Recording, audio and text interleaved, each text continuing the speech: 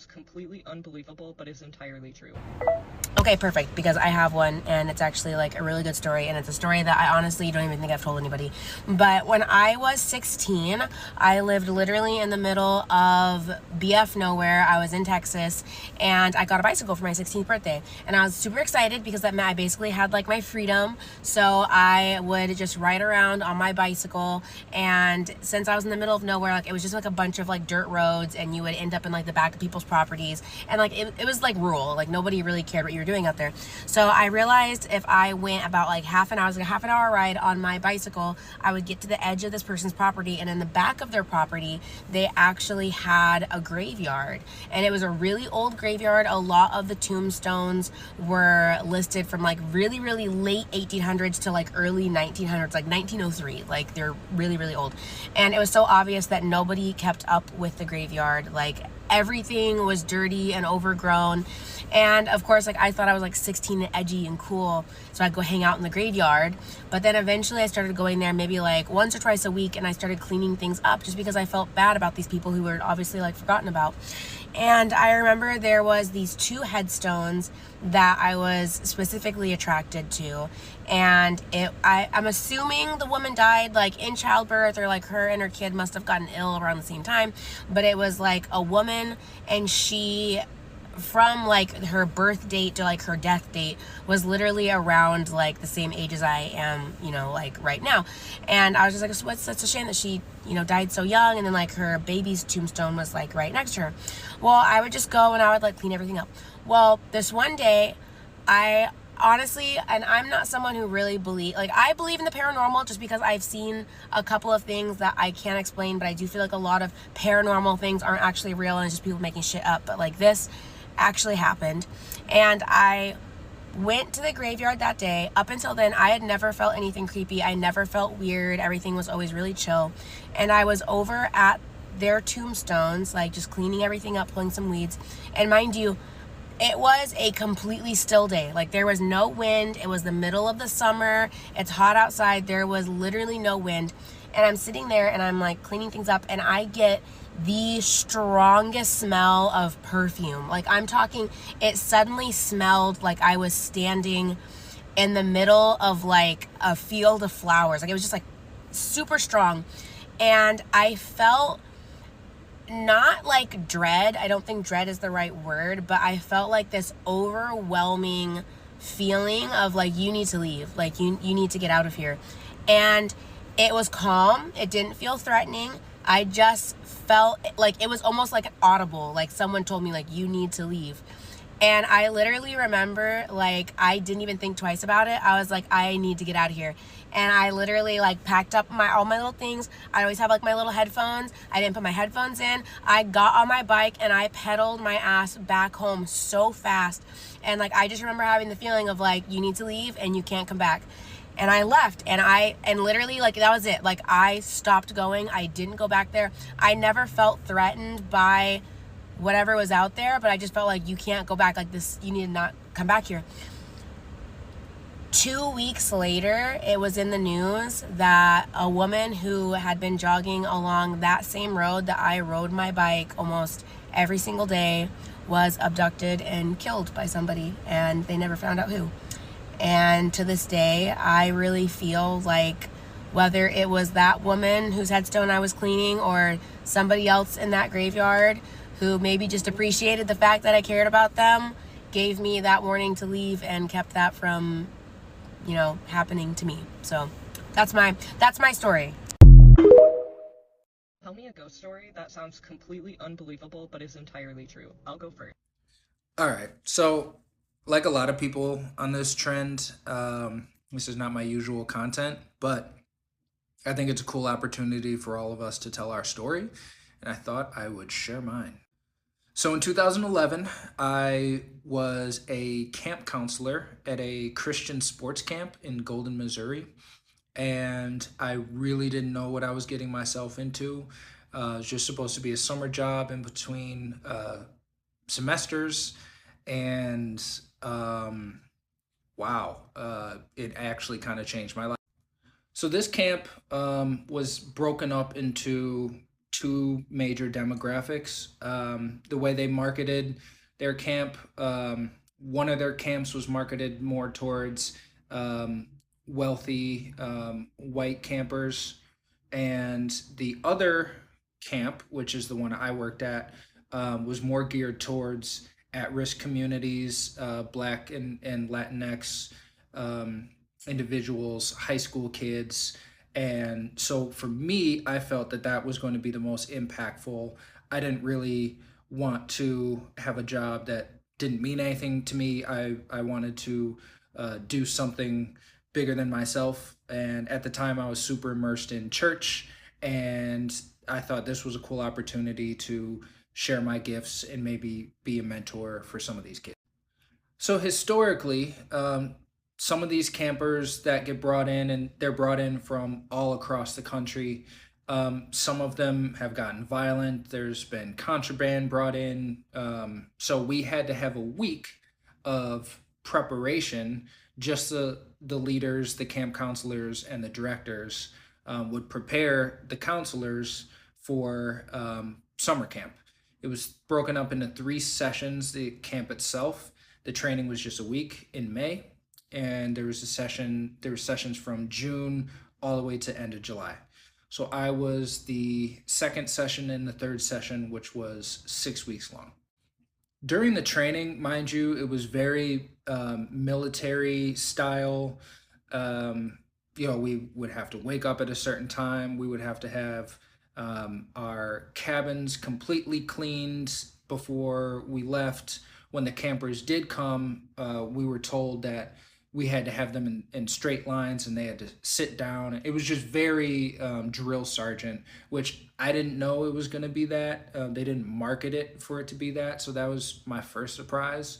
During the training, I was pulled aside and was told by the directors and a couple leaders, hey, David, you fit the body build, and you fit the fact that you don't have any tattoos. We need you to play Jesus in this reenactment that we do called crosstalk every fourth day. So as they're explaining to me what crosstalk was, they had a laptop and they opened it up and they showed me scenes of the Passion of the Christ, which I had never seen because I knew it would be too disturbing for me to see. So the fact that they just kind of opened up the laptop and just showed me without my consent was my first big red flag. They walked me through what the reenactment would be like. It didn't seem like I could get hurt. It didn't seem dangerous in any way. At the time, I was very immersed in my church. I was raised in a Christian household growing up. So in a way, this felt like an honor to be selected. But that night, and maybe it was a couple nights after, I just felt super uneasy. I remember laying in bed, and the way my bed was, it was bunk bed style cabins in the boondocks. Well, I guess the Ozarks of Golden, Missouri. And so it's easy to get spooked out there at night, but it just felt like someone was watching me. Like the way when I was laying, I could see the screen door to outside, and it just felt like someone was standing there watching me. And that unease continued after the training. And when I got home, I would have these horrible nightmares. I had a nightmare where, and I'll never forget, we were all getting given letters written by Satan. And on the front of the letter, it was a tree. And at the top of the tree was Satan. At the bottom of the tree was God. And on the back of the letter, it was Satan's name written all over it. And as soon as I read the letter, I was instantly back at camp at night. And I could see a building kind of in the distance. And I heard someone coming out of that building. And out loud in my dream, I said, you know what Satan's doing, but you still let him in. And I just had awful dreams, sort of like that. Just kind of evil type of dreams. One of them, there was blood written above my room that said, Satan's in your room. So it got to a point where I was like, I need somebody to pray over me. So I had someone from my congregation pray over me. I was around my family. It was about a week week and a half until I would go back to Golden, Missouri. It did kind of settle down after people prayed over me, after I kind of spoke about how uneasy I was feeling. It went away, but then it definitely came back when I got back to the camp. So I got there a day before my 6 week session started, and I was talking to some of the other leaders, trying to get the lay of the land, tips, tricks of the trade, all that. And some of the leaders were saying to me that campers were complaining about shadowy figures standing above their bed at night. And I was like, okay, like, whatever, dude. Like, okay, kids being kids, or like you're just trying to scare me. Didn't think anything of it. So I jumped into my sessions, and the first crosstalk happened, and I was super nervous, and it was a lot more intense than I thought, a lot more intense than the leaders and directors made it seem. And as the weeks progressed, it got more and more violent. Um, I'll never forget, there was one week that the director came up to us backstage and said, "We really need to sell it tonight." And that's when I believe I got a concussion, because I was hit so hard. And the people who were supposed to be the guards and in the reenactment, they were bodybuilders, they were ex-football players, they were big dudes. So it was already just, it wasn't right. So as each week passes, we get different groups of kids each week, mind you. So as each week passes, I'm starting to feel just heavier and heavier. Especially around the fourth day, I would be in tears right after having to do this reenactment. I kind of chalked it up to just having spiritual experience. I think it was a lot deeper than that. Um, and so like my mood was very heightened. I felt almost like a veil was being lifted. I say that to say there was this one time, and it was during 4th of July. The camp threw a party, a 4th of July party, and a kid had split his pants. Something stupid. So I had to walk this kid up back to his cabin to make sure that he, changed his pants. We couldn't keep these kids couldn't be alone. That was part of our rules, so they had to be accompanied when certain things like this happen. So I was like, all right, run into the cabin. I'll wait outside. So as we're walking up to the cabin, we hear what sounds like a parade in the distance. We can't see anything, but we hear, to me, it sounded like drums, like percussion. And then it sounded like a chainsaw. And then it sounded like drums again. So I couldn't figure out what that sound was. And as I'm thinking about what that sound was, not too far in front of us was a patch of trees. And we both stop in our tracks because we see this figure, this person walking amongst trees, walks behind a tree, and disappears, completely disappears. Now, at the time, I was like, okay, there's someone here that shouldn't be here. So I went into the patch of trees to look to see who it was, what was going on, and no one was there. Nobody was there. There was no sign of anybody there. The kid next to me saw it. I saw it. He ran inside, changed his pants, came out, and I told the directors about this. And I described the person. It was someone just, wearing jeans. It seemed like a white man, a older white man, basic looking. And the directors say, yeah, we saw him before when we were trying to build this place. He came up to us, and part two is coming up. Okay, sorry, part two. So we, I'm telling the director about this person, something apparition, something that I saw, and he goes, "Yeah, when we were building this camp, there was a man who approached us and asked, 'What are you guys doing?' And we said, 'We're building a camp to tell kids about God.' And he goes, 'That's what you think.' And he walked away. And apparently the directors all looked at each other, and then they looked back, and he was gone. And apparently that's the same person, or the person fits the description of what I saw. Whether or not that's true, I don't know. I know what I saw. That kid knows what he saw. That was the only time in my life that I saw something that was as a result of the veil being open.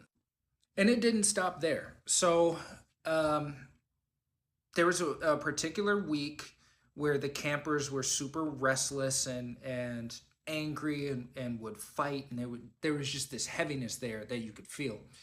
And there was one night where I was trying to get campers to sleep.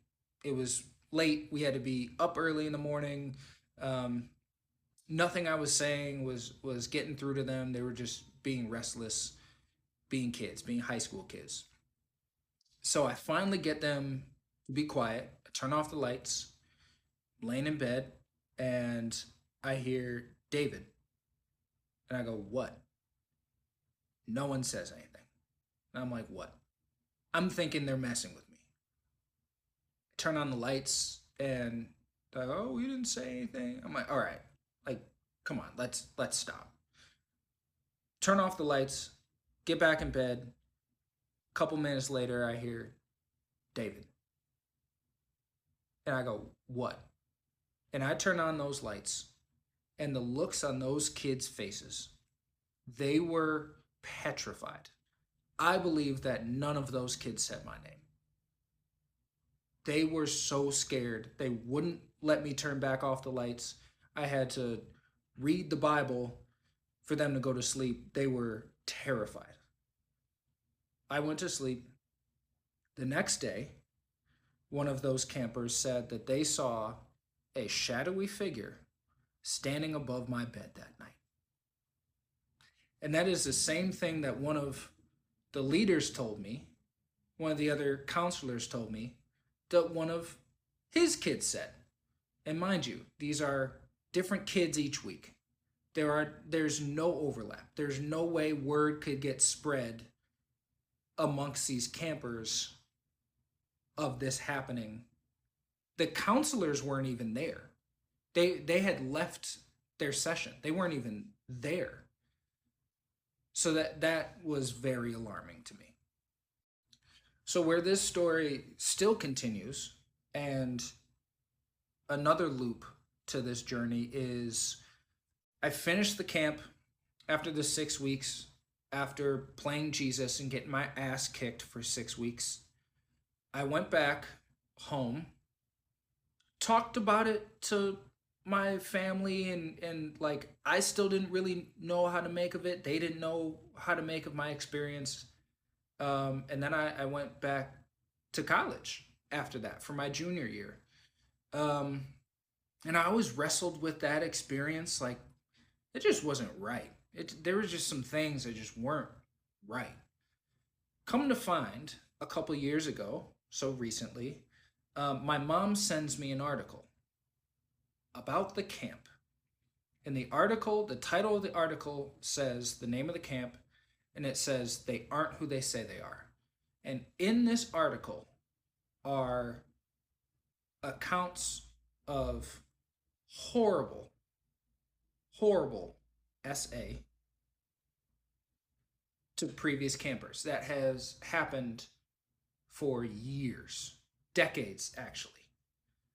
And so reading that and realizing, okay, my experience wasn't right. This camp isn't right.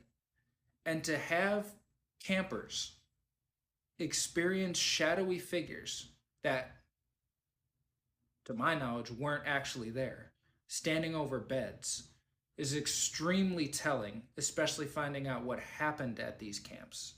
It's extremely telling that there was a darkness there.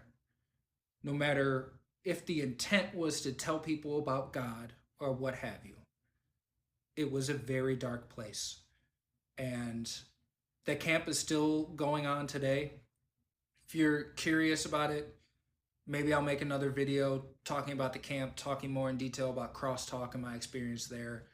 But the camp is very much still alive and this summer is going to be another summer.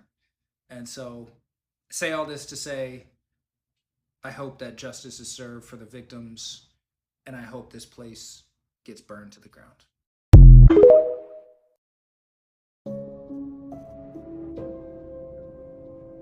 I've literally watched all the stitches to this video, but this story that I'm about to tell today, even though it happened years ago, still gives me chills, and I feel like it has a lot to do with why I quit my job. So I used to work in long-term care, for those of you that don't know, pretty much a nursing home. I was a certified nursing assistant out of high school. This was my first big girl job, okay? So when I first started, I didn't know a lot about the different types of shifts, but there's pretty much 7 to 3, 3 to 11, 11 to 7. I worked the 7 to 3, which was 7 o'clock in the morning until 3 o'clock in the afternoon. As time went on, I slowly started to transition to 3 to 11 to work around my college courses. But every now and then I would pick up an 11 to 7 shift. It didn't take long before I started working there where people were telling me about this one particular resident that had an issue with people of a certain color coming into his room. I didn't have too much interaction with this resident because, like I said, I only worked 7 to 3, and you didn't have to do a lot for him. Just go in and check on him and make sure he was okay. Bring him his food tray. Every now and then he might ask you for help to go to the bathroom, but that was about it. I had heard that this resident could get kind of nasty sometimes. I also heard that he had dementia, so he was like seeing stuff. And I also remember going in his room a couple times and seeing all of the mirrors in his room covered up. This is gonna come back later. So on my first 11 to 7, we'll call this nurse Patty. Patty pulled me aside and she was like, hey, this is the list of people, pretty much doing a report for when I first, clocked in, starting my shift. She told me who I had, who was total assist, which I had to do everything for, and who I could pretty much, let. So I noticed that this list had this certain patient's number on it, this certain resident's number on it. His room number was on there. But instead of it saying, just limited assistance or whatever, it was like total assist. So I asked, I'm like, I know I have him during the day and I just go in and check on him and make sure he's okay. If he rings the call light, I'll go in. But other than that, that's about it. When did he become a total assist? So she proceeds to tell me that the night before, he got so scared and so frantic and thought something was in his room that he jumped out of his bed and fell on the floor and did something to his hip. So at this point, currently, he's a total assist, meaning I have to go in, I have to check on him, I have to do everything for him. I said, cool, no problem. I start doing my rounds, I start checking on my people, passing out ice water, changing people, as I normally do. Literally not even 15 minutes into my shift, his call light is on. I go in, I make sure everything's okay. As soon as I get in, I kid you not, this man is literally in the fetal position. I walk up to him and I ask him if everything's okay. Obviously, when I walk up to him, I'm very careful because, like I stated before, he did not like people of my color coming into his room. During the day, he would make a big deal out of this. Like, if he could get a nurse or a nursing assistant of a different color, he definitely would. He did not pay that any mind. He literally jumped straight into, they're in here, they're after me, please help me. I'm looking like, who is they? He's like, you don't see that little boy behind you?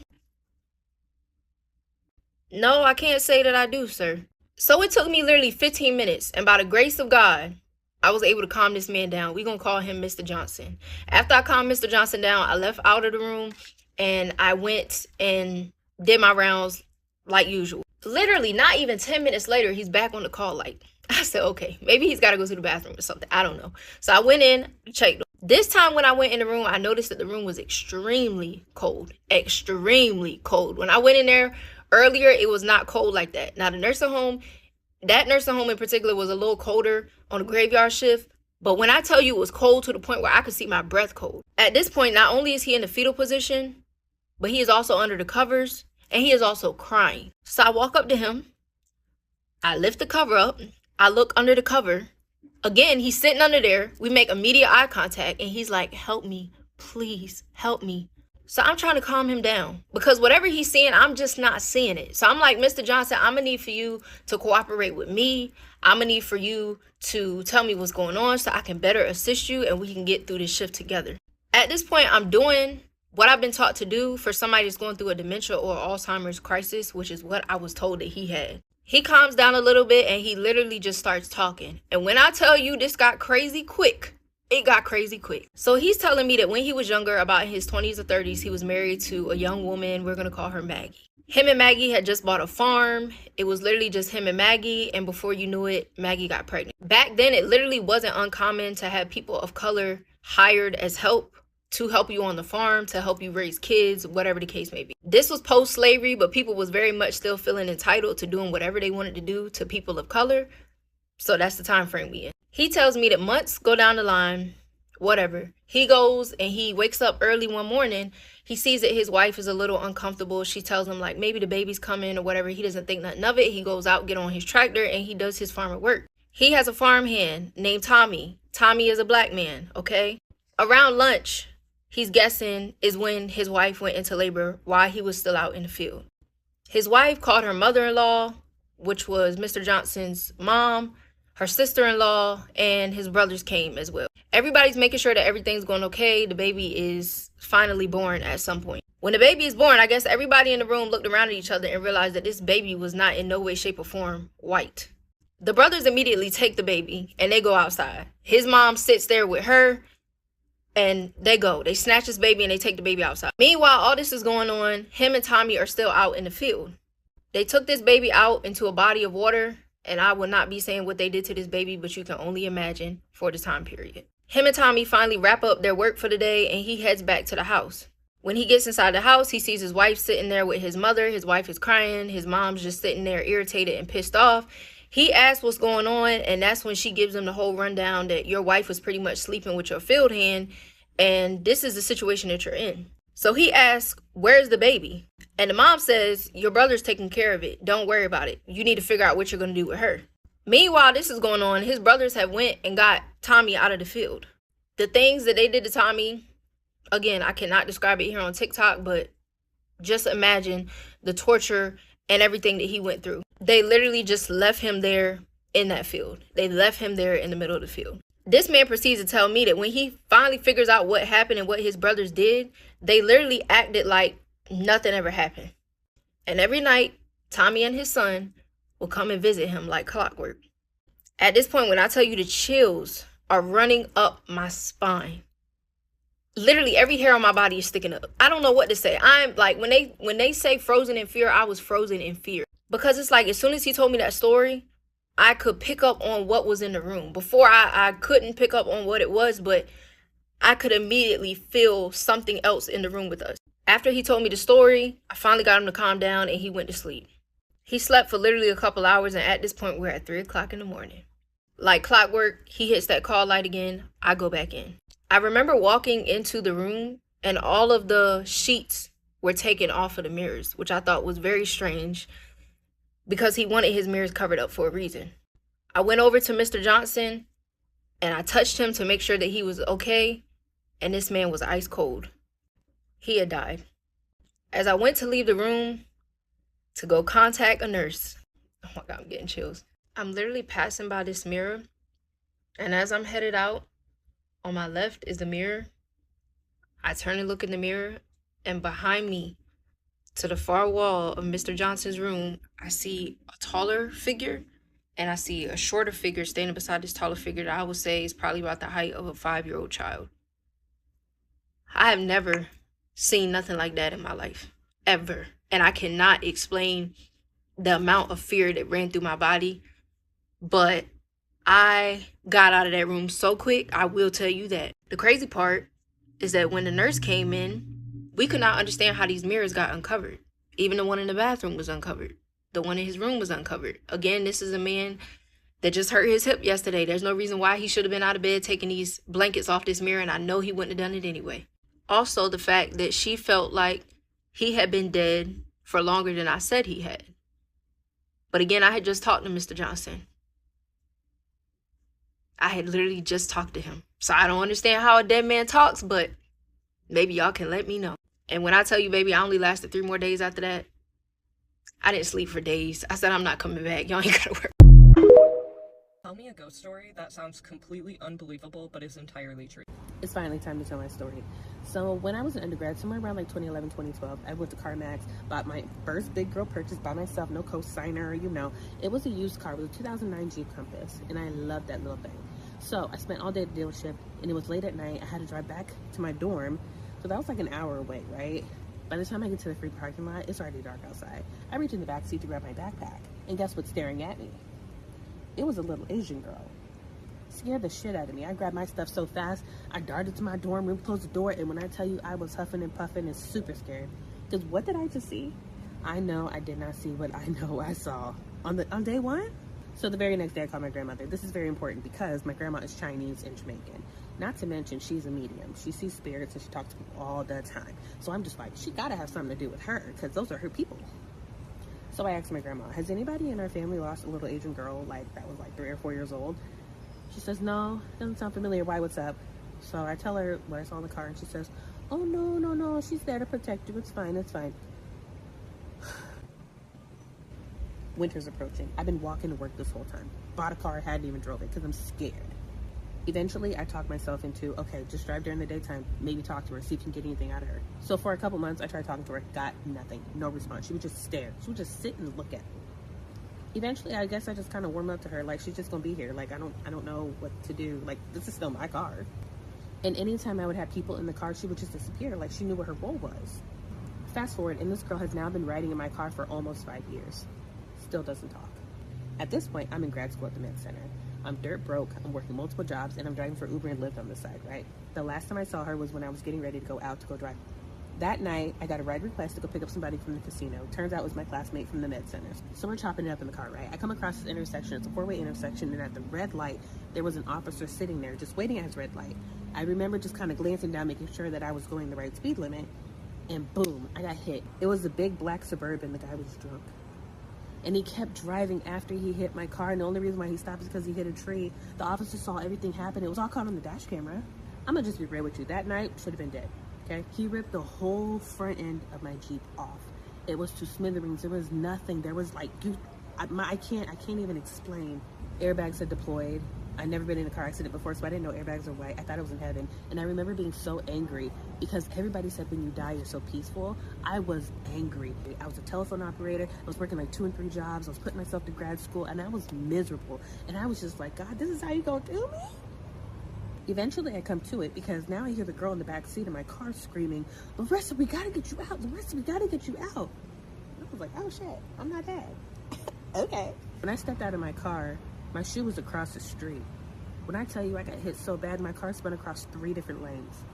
The whole front end of my car was missing, gone, smithereens, just smoke. Obviously, the officer runs him down. And then his girlfriend gets out the car. You get off my man. He didn't do nothing to me. You get off my man. And I just remember sitting on the curb like, what just happened? So we start the lawsuit process. Fast forward, about a year later, it's my birthday. Me and my best friend are gonna go to the spoken poetry word slam thingamajig.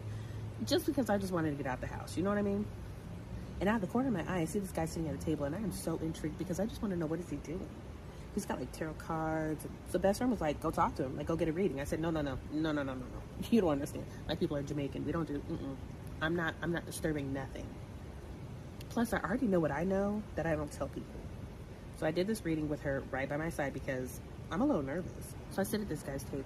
He has me hold out my hands. He puts all these little animal bones and trinkets and stuff, and he says, let the pieces fall where they may fall. And he said, by the way, happy birthday. I said, what? How did he know it was my birthday? Oh, I see what you're doing there. I see what you're doing there. It takes a while to evaluate the pieces, and he goes, so there's a lot here I want to talk to you about, but the first thing I need to ask you is, tell me about your car accident. I said, got hit by a drunk driver like a year ago. Yeah, okay, what? He says, no, tell me what really happened. I never told anybody about this. I never told anybody about this. What do you mean? To the best of my knowledge, I'm trying to remember exactly everything. And I tell him I got hit by a drunk driver. He was going pretty fast. T-boned my car, but it only hit the front end of my car. I don't know how it didn't hit me. And he said, so what about the little girl that's in the car? I said, I'm playing dumb. Why am I playing dumb? He knows this stuff. He clearly does. I don't know this man. I've never met him. So I tell him, yeah, okay, there's a little girl that's been in my car for, a couple of years or whatever. He said, do you know that she turned the wheel for you? I said, what are you talking about? He said she cut the wheel to save your life because she died in that car and she didn't want you to die. He's right. That was the last time I saw her. I asked him, can you give me more information? Who is she? Why was she here? Is she in my family? There was like really no other information. She's not related to me at all. She just didn't want to see me die in that car. But during that reading, he did ask me some other questions and stuff, but he told me, you're a medium and I need you to start acting like it. For the sake of not sounding crazy, I've never told anybody else outside of my mom and my grandma and my family that I be seeing shit, but I don't be saying shit. Nothing, like, it's just normal. But like, I know that you don't talk about that stuff out loud because it freaks out people. How did he know this? I don't know. He said, you have abilities that can put me out of business, and I need you to really lean into that. Well, he's right. I am a medium, and I'm not that great at it. I'm honestly scared about everything, and I do not trust being in the dark. Side note, I've never had anything evil or wicked happen to me. I've always felt protected. I still feel protected. But if you want to hear another story about how I saved my dad's life by telling him he has cancer, let me know. Tell me a ghost story that sounds completely unbelievable but is entirely true. I live in Oregon, and a friend of mine was having her bachelorette party at a cabin in the woods at the base of a very well-known mountain. I was looking forward to going. A lot of people I care about were going to be on that trip, and I thought it sounded like a really fun weekend just to get away and be in nature.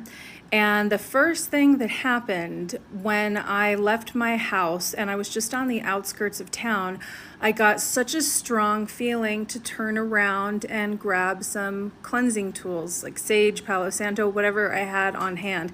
And it was so strong, I turned the car around, went home. My husband's like, what are you doing here? I said, oh, I don't know. I just had to use the bathroom and I don't want to use the gas station. Totally fed him a line because I didn't want him to get worried. It was a really pleasant drive up there, a couple of hours. You're at least in the forest for, I'd say, 45 to 50 minutes before you find this house. This house. As soon as I pull up into the garage, I immediately just have this overwhelmingly heavy feeling that I really can't explain. Two other people had arrived. They were there taking care of a lot of the organizational details, and I walked in and my two friends are standing in the kitchen here and here. These are pictures of the property. And I walk in and automatically, just with my sensitivities, I am like, there is something up there that is funky and I don't like it and I don't want to go near it. I feel like I am being stared at and it is highly dark, highly uncomfortable. And so my two friends in the kitchen are like, hey Meg, how's it going? We're glad you're here. I'm like, yeah, how are you guys doing? They're like, we're great. And I'm like, yeah. Other than the thing that's up those stairs that's been staring at you the whole time. And they were like, oh my God, we were waiting for you to get here because we just had such a weird feeling and we're freaked out and we wanted to know what you thought because they know I've got like sensitivities or whatever.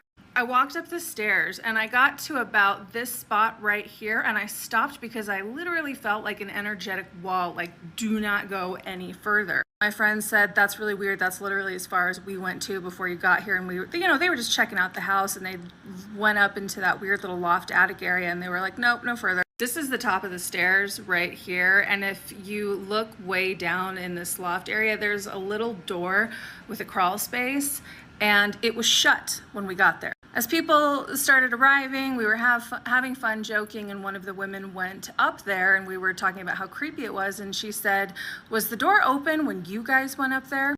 The crawl space door had been opened and none of us had been up there.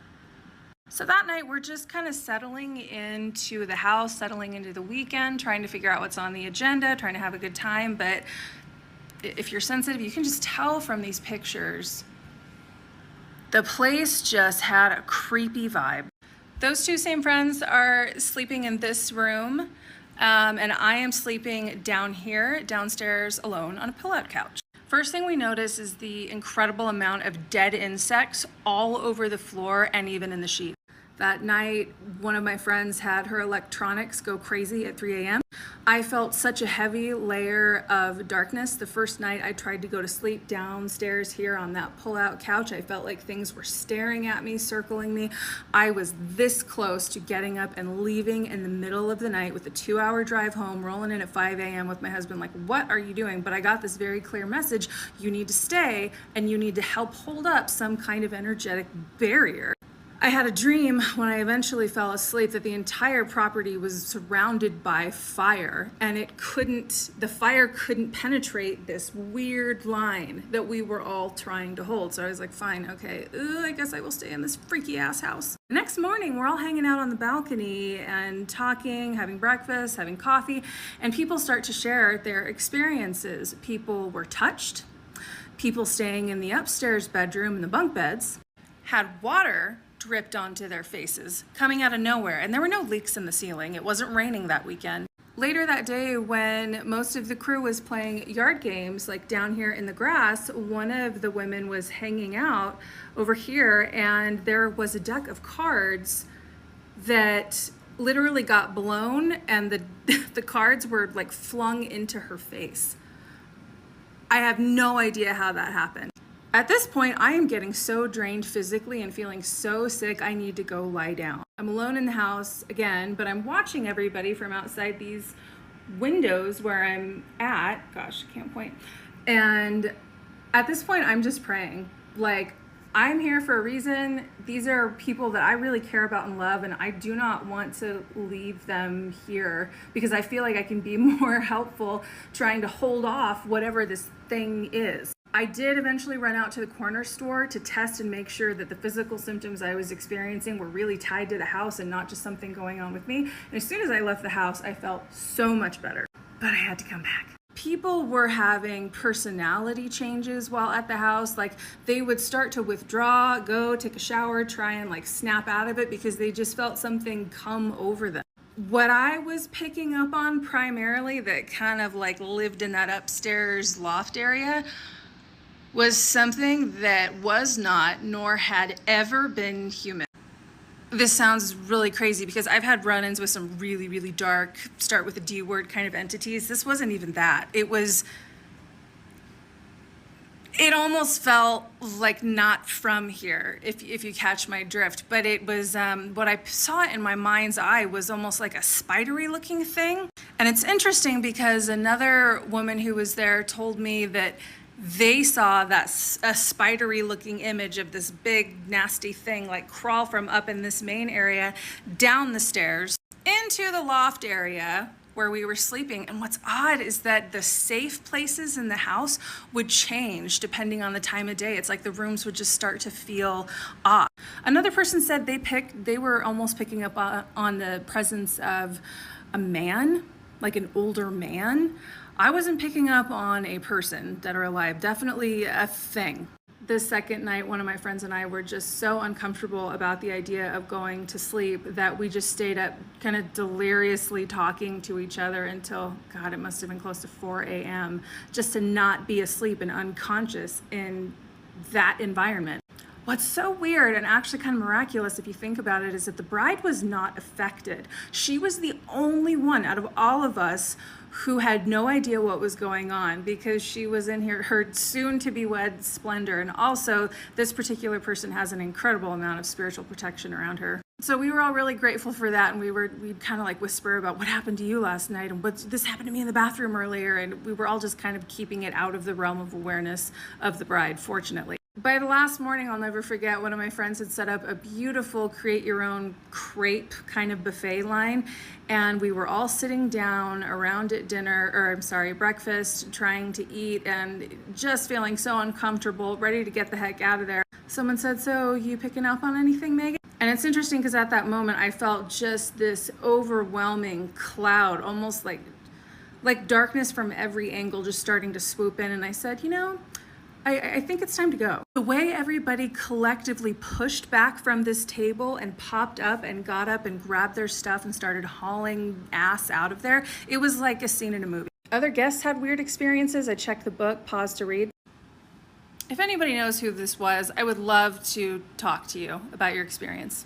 This one's a little weird. I think some dude had a freaky experience and then leaned into the weirdness and hopefully just exaggerated because they didn't know what to make of it. We all stood outside of that house and we held hands in a circle, and I kind of led everybody through a grounding and protective and clearing exercise because it was so vile. The husband-to-be was actually having his stag party down the road, and they came over because they heard whispers and rumors about what was happening to us that weekend, and they were like, oh yeah, we're gonna run in and we're gonna take care of it. When they saw the look on our faces and they heard me say absolutely nobody is going into that house, they decided not to go in. I got in my car and was completely silent and white-knuckled my grip on the steering wheel until the tree line broke about an hour later and I was getting closer to home. I burst into tears and started sobbing, because up until that point, I had never faced anything that dark or malevolent in my life. A few of us called each other after to process what had happened. It was wild.